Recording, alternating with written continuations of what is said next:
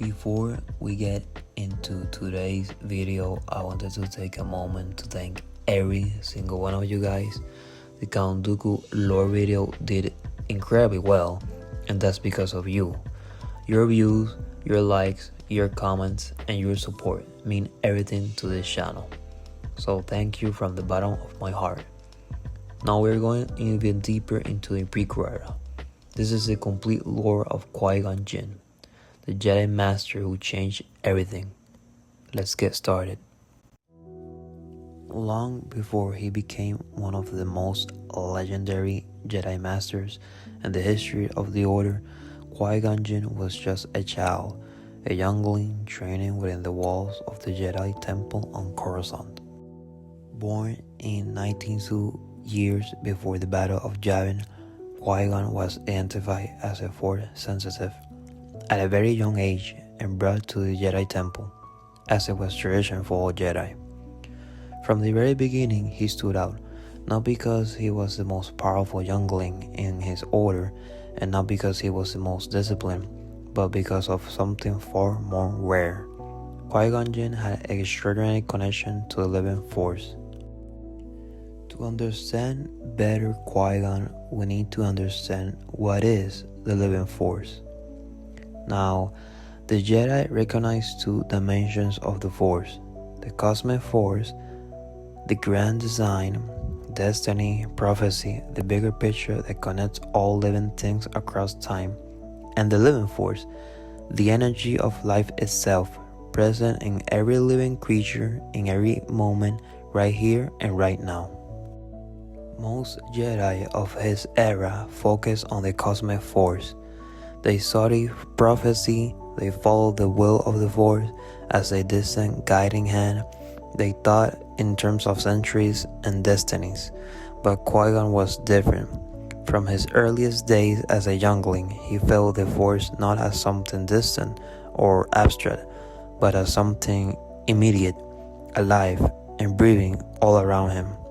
Every creature, every living being, every moment of the present, that was where Qui-Gon felt the Force most powerful. This philosophy would define everything about him: his decisions, his conflicts with the Council, his discovery of Anakin Skywalker, and ultimately his greatest gift to the galaxy after his death. But we'll get there. As a youngling, Qui-Gon moved throughout his training with quiet intensity. He was thoughtful, observant, and already beginning to question things that other younglings simply accepted: the rigid structure of the Jedi Order. The rules, the detachment, the emotional suppression.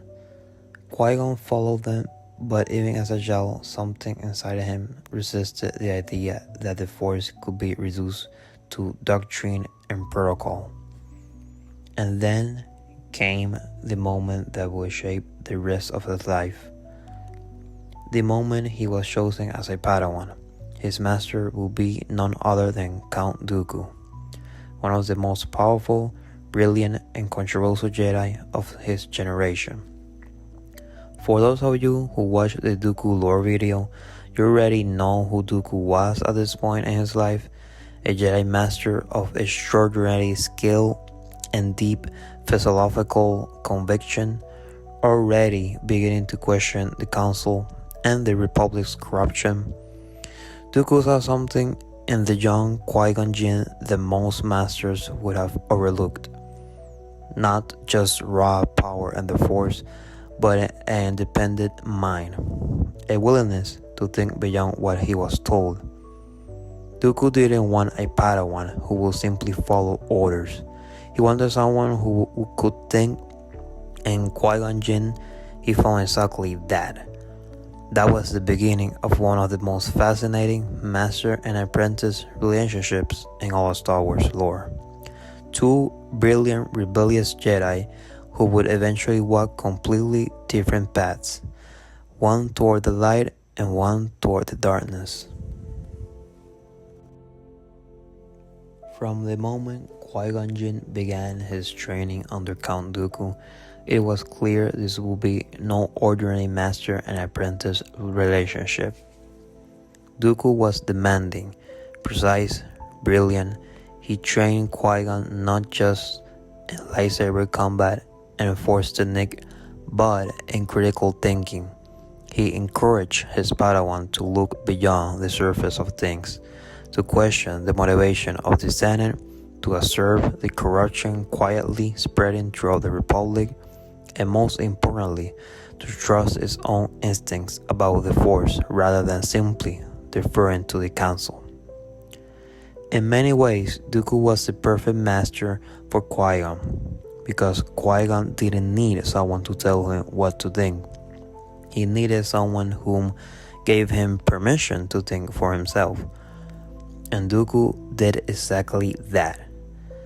Under Dooku's guidance, Qui-Gon became an exceptional fighter. His lightsaber form was Ataru, an aggressive, acrobatic, and physically demanding style that required extraordinary athleticism and force sensitivity. Qui-Gon mastered it with a calm intensity that was uniquely his own, where other practitioners of Ataru were flashy and aggressive. Qui-Gon was measured and deliberate. He fought the way he thought, with complete presence in the moment. But it wasn't just combat where Qui-Gon excelled. His connection to the living force continued to deepen in ways that quickly set him apart from every other Jedi of his generation. While his peers were studying ancient texts and meditating on prophecy, Qui-Gon was out in the field, observing, feeling, connecting with the living world around him. He had almost supernatural ability to sense the will of the Force in real time, to read situations with a clarity that other Jedi struggled to access. The gift, however, came with a complication. The more Qui-Gon trusted his own connection to the living force, the more he began to quickly push back against the Jedi doctrine. Not openly, not yet. He was still a Padawan, and Dooku's influence kept him focused on discipline. But the seeds of his legendary independence were already taking root. Qui-Gon observed everything: the philosophy, the combat training, the critical eye toward the Republic's institutions, but he filtered all of it through his own unique perspective, whereas Dooku, growing delusional, would eventually harden into contempt and then into darkness. Qui-Gon's same observations about the Republic's corruption and the Council's rigidity led him somewhere completely different. They led him toward compassion, toward an even deeper commitment to the living moment, to the individuals in front of him rather than the institutions above him. This is fundamental difference between master and apprentice that makes their relationship so fascinating. They saw the same problems, they asked the same questions, but the answers they arrived at could not have been more different. By the time Qui-Gon completed his training and prepared to face the Jedi trials, he was already one of the most capable and philosophical complex Jedi of his generation. Powerful in the Force, masterful with a lightsaber, deeply compassionate, and utterly, stubbornly independent. The Jedi Order was about to get a master it didn't quite know what to do with. Qui-Gon Jinn passed the Jedi trials and achieved the rank of Jedi Master, and from that moment his relationship with the Jedi High Council became one of the most fascinating and complicated dynamics in the entire history of the Order. Because here was the thing about Qui-Gon Jinn. He was not a rebel without cause. He was not reckless. He was not arrogant. He was not one of the most deeply principled, generally force-connected Jedi of his entire generation. And the Council knew it. They respected him enormously. They called on him for some of the most dangerous and sensitive missions in the Republic. but they would not give him a seat on the council. That decision, that deliberate exclusion of one of the greatest Jedi Masters alive, speaks volumes about the tension at the heart of the Jedi Order during this era. The Council's reasoning was straightforward. Qui-Gon Jinn did not follow the code, not in the way they needed a council member to follow it. He was too independent, too willing to trust his own judgment over the collective wisdom of the council, too focused on the living moment at the expense of the broader strategic picture. In their eyes, a council member needed to be someone who could subordinate personal conviction to institutional consensus. And Qui-Gon simply couldn't do that, not because he was incapable, but because his conscience wouldn't allow it.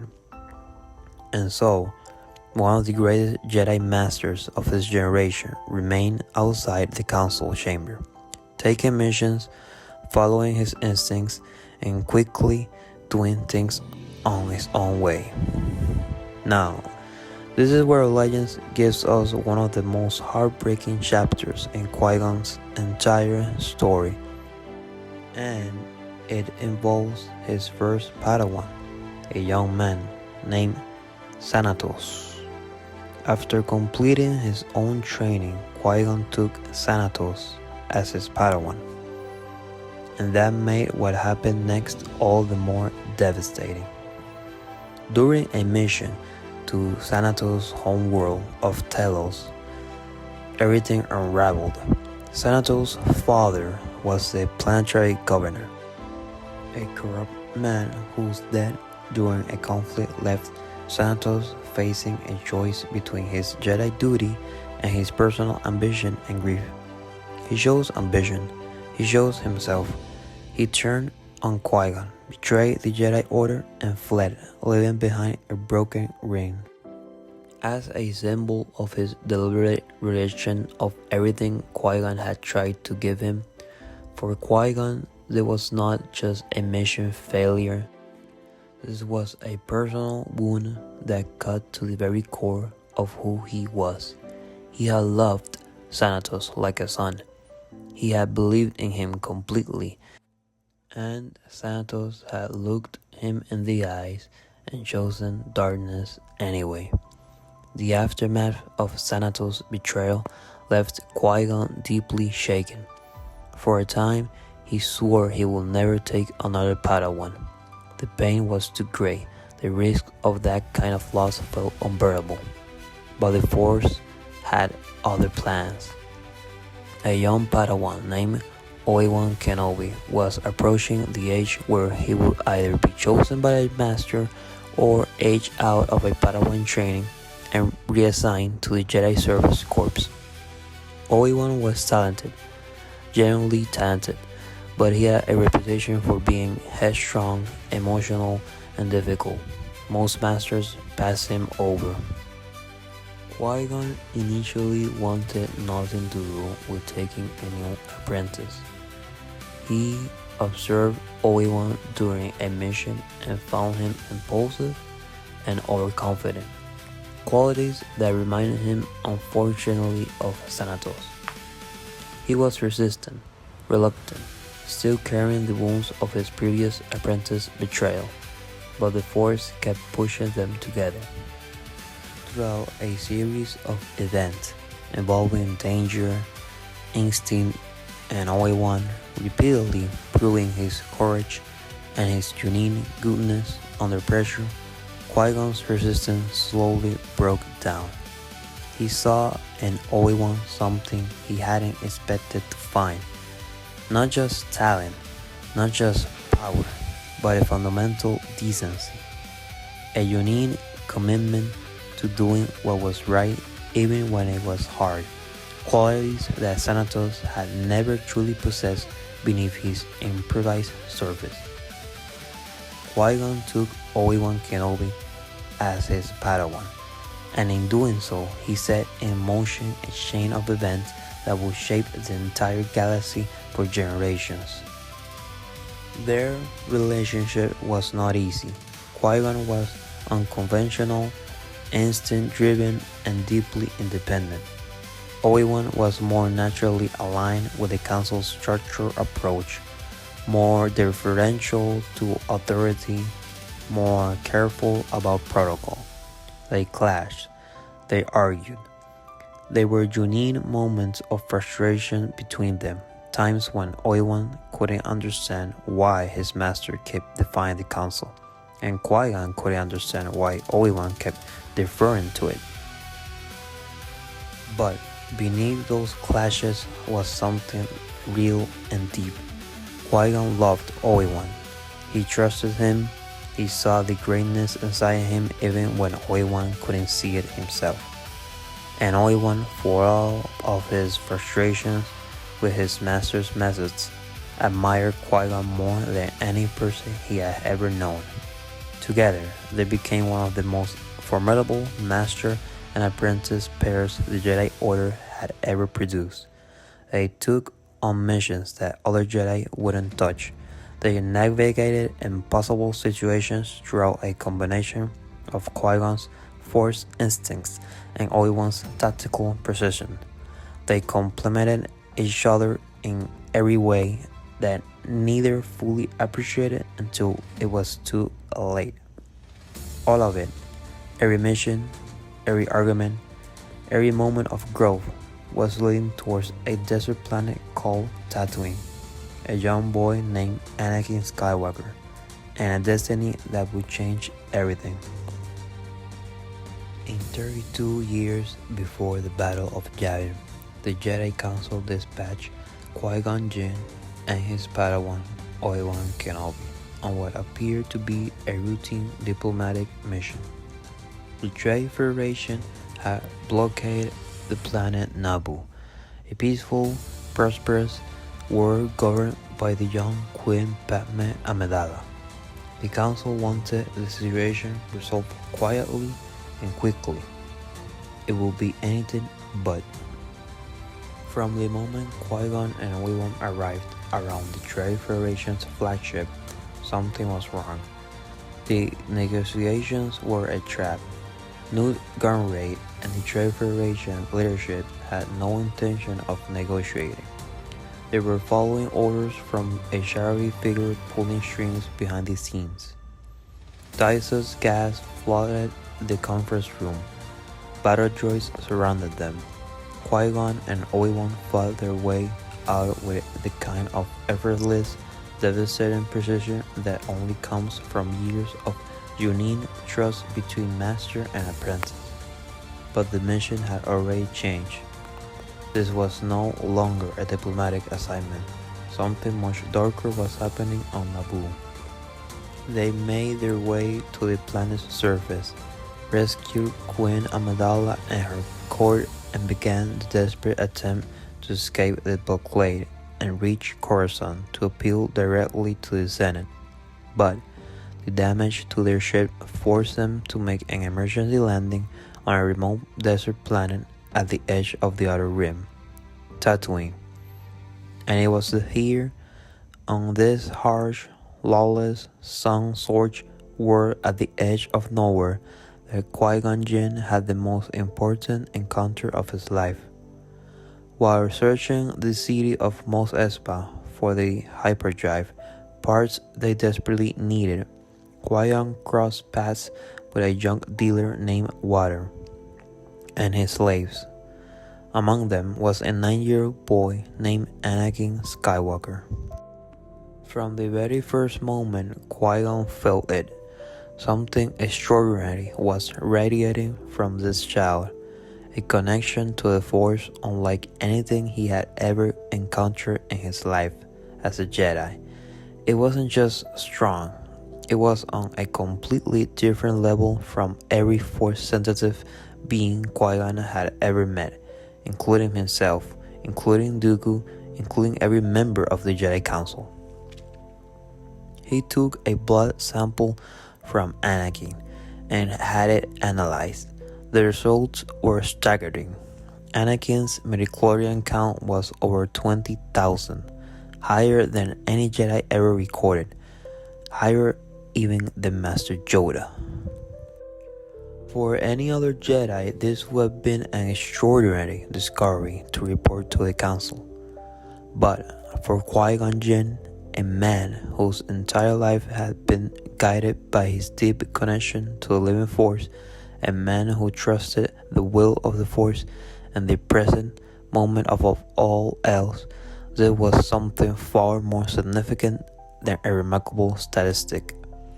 This was the Chosen One. The ancient Jedi prophecy spoke of a being who would bring balance to the Force. Qui-Gon had always believed in that prophecy, with a conviction that went beyond intellectual acceptance.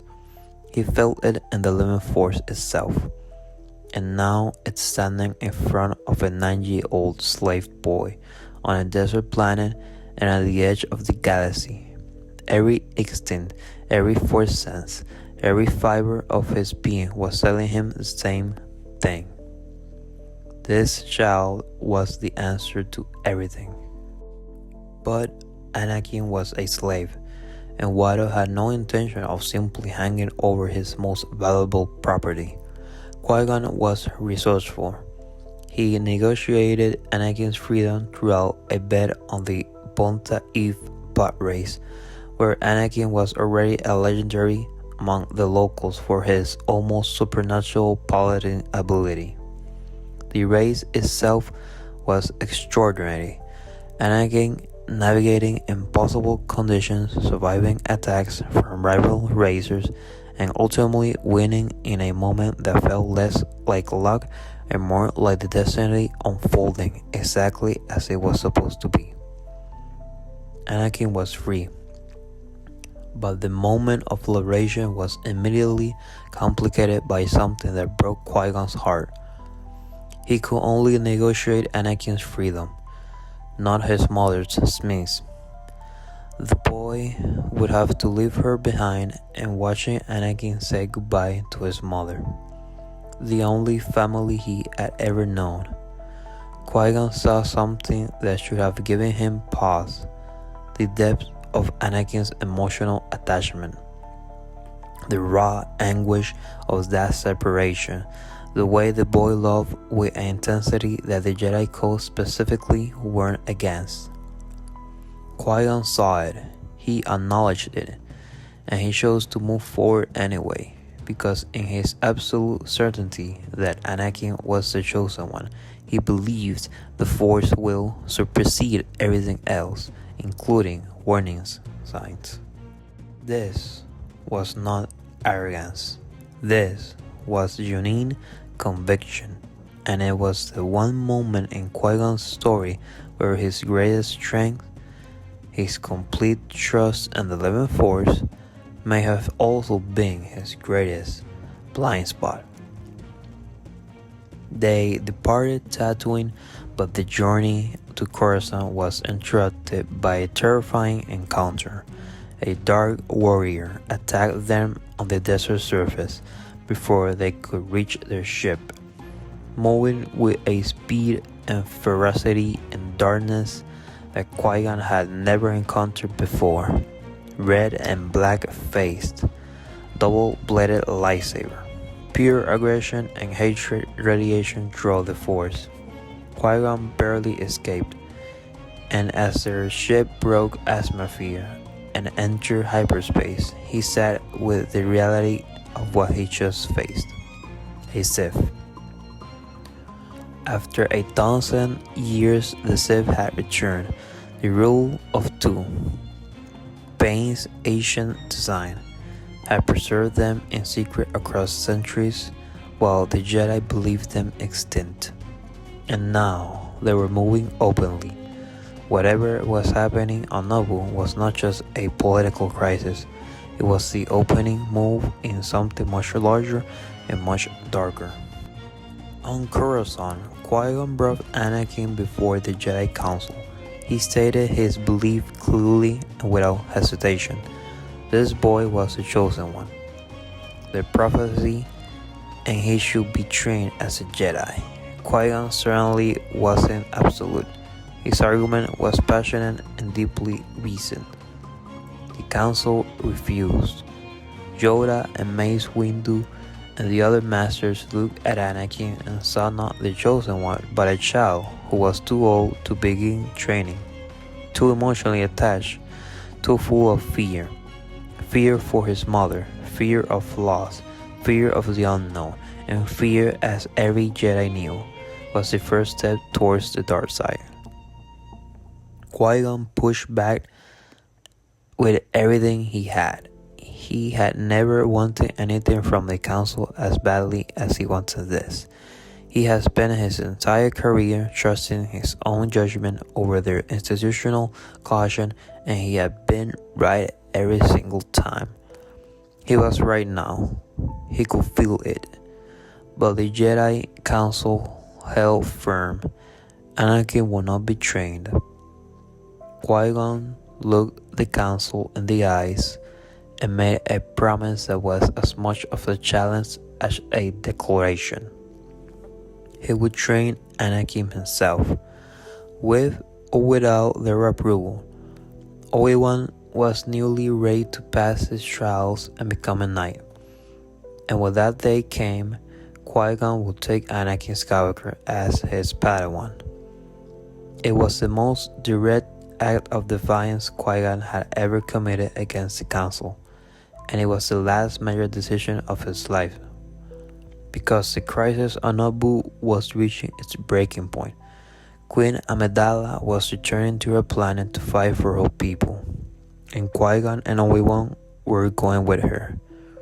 They were heading back into the darkness, and somewhere on Naboo, the Sith warrior was waiting. The battle for Naboo began on multiple fronts simultaneously. Queen Amidala and her forces moved against the Trade Federation's droid army on the planet's surface. The Gungan Grand Army engaged the main droid forces in the planet's field outside Theed.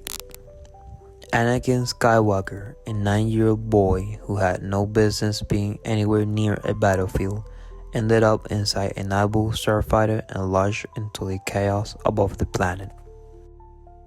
And in the heart of the royal palace in Theed, Qui-Gon Jinn and Obi-Wan Kenobi came face to face with a Sith warrior again. His name was Darth Maul, apprentice to Darth Sidious, the first visible weapon of a Sith plot that had been building in secret for decades, and was unlike anything the Jedi Order has faced in 1,000 years. The duel that followed was extraordinary. Maul ignited his double-bladed lightsaber, and the three of them clashed in the corridors and catwalks of the Theed Generator Complex in one of the most visceral and intense lightsaber battles in the history of the galaxy. Maul was fast, fiercely, almost supernaturally fast, and he fought with a hatred and darkness that was almost a physical force in itself. Radiation through the force like a furnace. Qui-Gon met him with everything he had. His form attribute was aggressive and powerful. His connection to the living force giving him a presence and a clarity in combat that was formidable even against his terrifying opponent. And Obi-Wan fought alongside with him, the precision and intensity of a Padawan who has spent years training under one of the greatest Jedi Masters alive. Together, they were extraordinary, but Maul was extraordinary too. The battle drove them deeper in the generator complex, through massive doors that opened and closed in sequence, separating the three combatants into individual chambers at a critical moment. And it was one of the most desperate moments that changed everything. Qui-Gon found himself alone with Maul in the final chamber. The laser barriers between them closed and hummed. Obi-Wan was trapped behind one of them, watching, unable to reach its master. And in that moment of forced stillness, Qui-Gon did something that revealed everything about who he was. He kneeled, not in defeat, not in surrender, but in meditation, in a complete presence with the living force.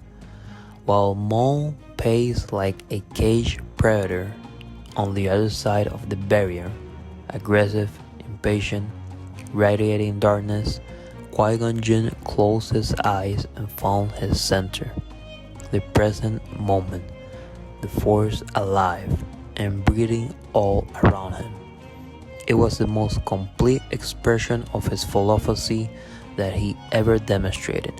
Even here, even now, even facing death, he was fully present, fully connected, fully himself. The barriers dropped. Maul attacked immediately with savage ferocity. Qui-Gon surged forward to meet him. They clashed with everything. Power against power. Darkness against light. Hatred against absolute calm. And for a moment it seemed like Qui-Gon might prevail. His presence and the force was immense. His commitment was total. But Maul was faster. In a single devastating moment, Maul caught Qui-Gon off balance and drove his lightsaber throughout his chest. Qui-Gon Jinn fell.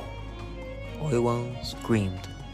The barrier dropped and he launched himself at Maul with a ferocity born of grief and rage, fighting harder and more desperately than he had ever fought in his life. He drove Maul back across the chamber and over the edge of this reactor shaft, cutting the Sith warrior in half in a moment of pure desperate fury. But the victory meant nothing to Obi-Wan in that moment. He ran to his master. Qui-Gon was still alive, barely. Obi-Wan crawled him on the floor of the generator complex, and the man who had shaped everything about who he was looked upon him with his eyes were already going distant. His final words were not about the battle, not about the Sith, not about the victory that was unfolding around them. They were about Anakin. Qui-Gon said to Obi-Wan, "Train the boy. Promise me you will train the boy. He is the chosen one.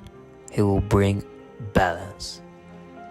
And then Qui-Gon Jinn was gone. The silence that followed was one of the most profound in the history of the Jedi Order, not because the galaxy knew yet what had been lost, but of the galaxy barely registering the name Qui-Gon Jinn in the years that followed, but because of what his death set in motion. Think about what changes if Qui-Gon Jinn survives. If Qui-Gon Jinn survives, he trains Anakin himself, as he promised, as he intended.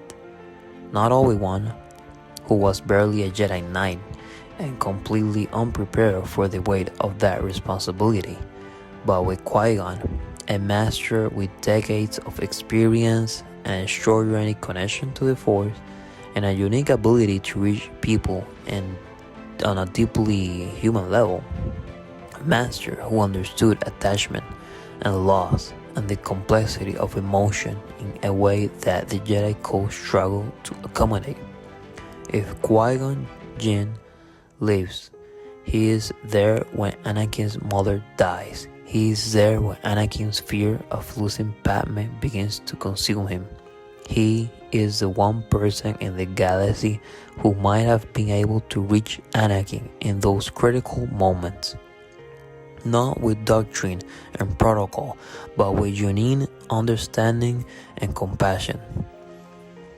If Qui-Gon lives, there may not be no Vader, no Empire, no Death Star, no galactic dark age lasting for decades. The death of Qui-Gon Jinn on the floor of Theed generator complex was not just the loss of a great Jedi Master, it was the moment that the galaxy's fate shifted irrevocably towards the darkness. Obi-Wan honored his promise. He went before the Council and declared his intention to train Anakin, with or without their approval, echoing his master's defiance in one of the most quietly powerful moments in the prequels. And the Council, humbled by Qui-Gon's death and moved by the circumstances, agreed. Anakin Skywalker will be trained, but he will be trained by a grieving young knight who was still processing the loss of the most important person in his life, not by the one master in the galaxy who truly understood him. Qui-Gon was giving a hero's funeral on Naboo. His body burned on a pyre while those who loved him said goodbye. Obi-Wan stood at the front, holding Anakin's hand, carrying a weight that would never fully leave him. And in the Force, something extraordinary was happening, because Qui-Gon Jinn was not finished yet. In the history of the Jedi Order, spanning thousands of years across countless generations of Masters, Knights, and Padawans, no Jedi had ever truly conquered death. They had come close. They had theorized about it. Ancient Sith Lords had obsessed over it. Darth Plagueis dedicating his entire life to unlocking the secret of cheating death throughout the dark side. But uniting immortality, the preservation of identity and consciousness beyond the death of the physical body had never been achieved until Qui-Gon Jinn. And the extraordinary thing is that he didn't achieve it throughout power. He didn't achieve it throughout ancient forbidden knowledge or dark side manipulation. He achieved it throughout the purest possible expression of everything he had believed and practiced his entire life: his connection to the living Force. To understand what Qui-Gon discovered, we need to go back to the philosophy he had carried since his earliest days as a youngling in the Jedi Temple.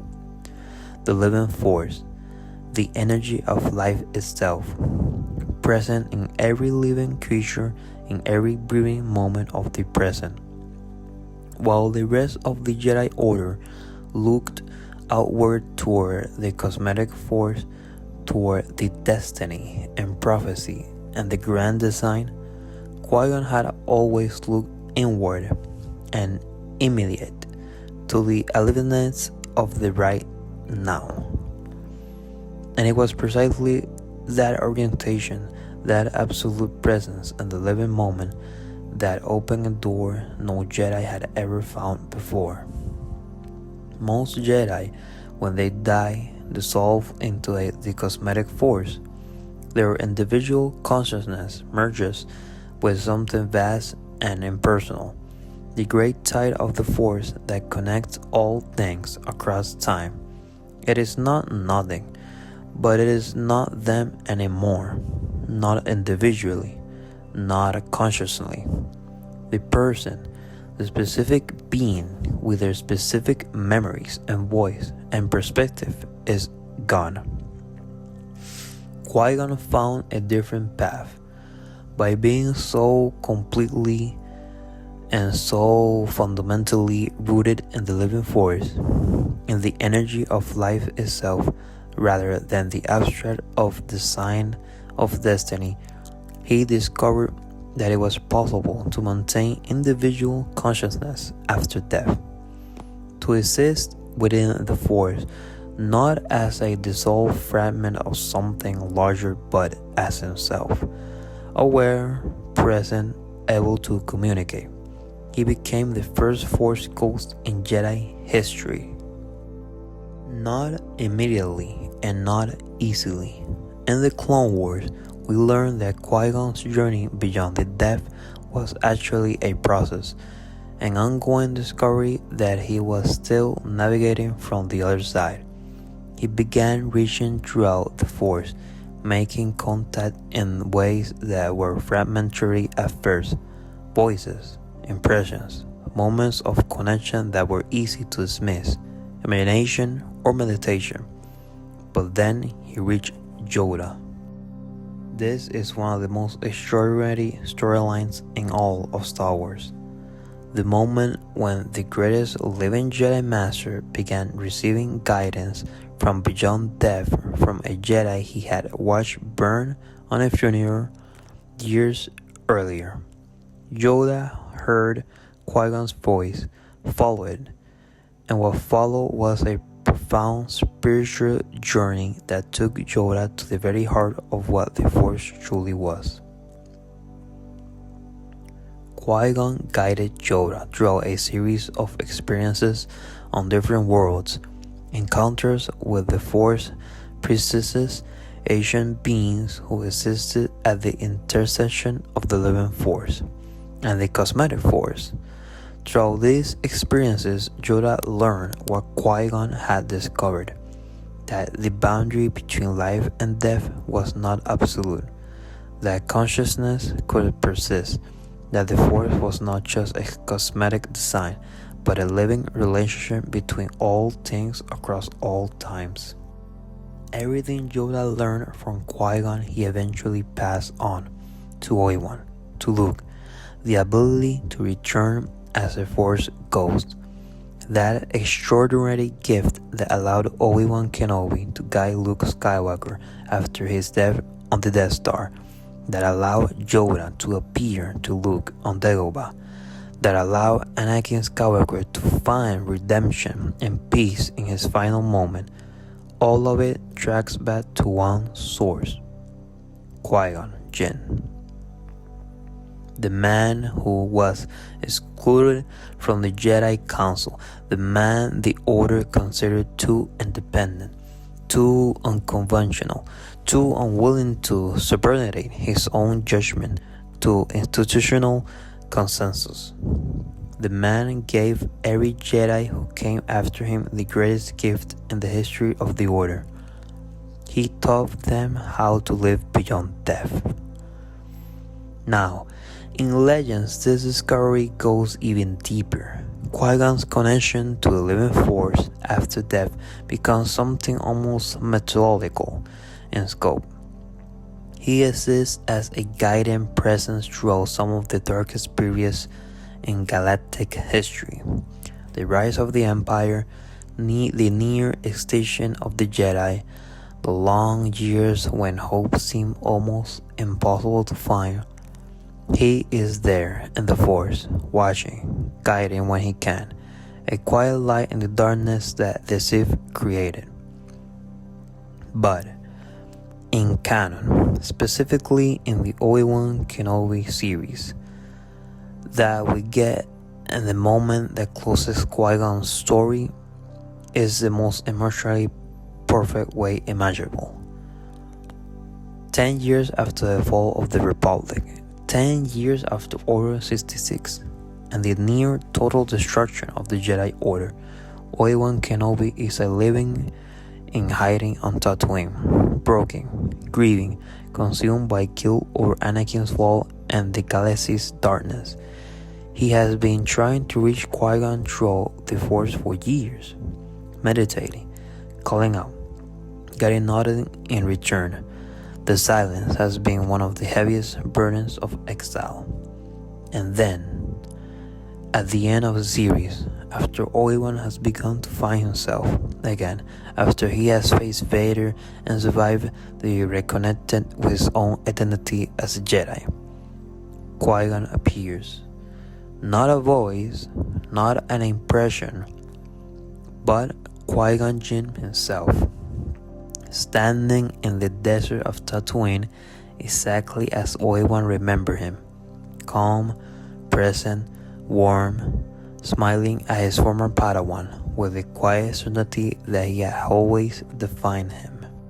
He tells Obi-Wan simply, "I was always here, you just were not ready to see me." It is one of the most quietly devastating lines in all of Star Wars because it contains everything: the years of silence that weren't silence at all, the connection that never broke, eventual death and exile and despair, the master who never stopped being present for his student, even when his student couldn't feel him anymore. And then they walked together into the desert, master and apprentice, reunited across the boundary of death itself. It is the perfect ending to Qui-Gon Jinn's story because it is not really an ending at all. The man who dedicated his life to the living force, to presence, to connection, to the aliveness of right now, discovered that life itself never truly ends. It just changes form. He was right about everything. The force was always alive, and so was he. Qui-Gon Jinn never sat on the Jedi Council. He never held a title of great political power. He never commanded armies or shaped galactic policy. By the Order's own message, he was an outsider, too independent, too unconventional, too unwilling to play by the rules they had written, and yet, without Qui-Gon Jinn, there is no Anakin Skywalker trained as a Jedi. Without Anakin, there is no Darth Vader. Without Vader's redemption, there is no destruction of the Emperor. Without the Emperor's destruction, there is no restoration of freedom to the galaxy. And without Qui-Gon's discovery beyond death, there is no Obi-Wan guiding Luke from the other side, no Yoda on Dagobah, no Anakin standing beside his son in peace at the end of his journey of the Jedi. Every single moment of hope and the entire Skywalker saga flows through one man, a man who trusted the living moment above all else, a man who saw a slave boy on a desert planet and recognized destiny in him when no one else could, a man who kept showing up for Obi-Wan, for Anakin, for the Force itself, even after death. Qui-Gon Jinn was not the most powerful Jedi who had ever lived. He was something rarer and more important than that. He was the most present. And presence, complete, unconditional, loving presence, turned out to be the most powerful force in the entire galaxy after all. Thank you so much for watching the complete lore of Qui-Gon Jinn. If this video moved you even a little bit, please leave a like. It generally helps this channel more than you know. Subscribe so you don't miss the next lore video or any type of content. This is TheStarWarsMore, and may the Force be with you always.